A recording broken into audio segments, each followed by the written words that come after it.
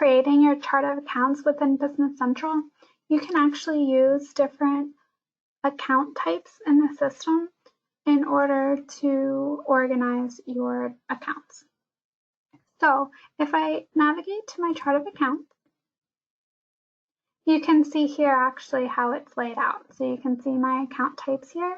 I have a heading for my balance sheet, and you can see the heading has been bolded. And then here I can see all of my assets. So I actually have my begin total here, my end total here, and then my totaling accounts here. So I can see that my assets begin here, and it is bolded, so you can easily tell. And then the end assets are here, and it's going to add up everything here. So this total is the aggregate of all of these balances. Okay, so when I go and open an account, I can see my account type here as a posting account because I can post directly to this account. But if I go and open my assets, you can see that this is a begin total.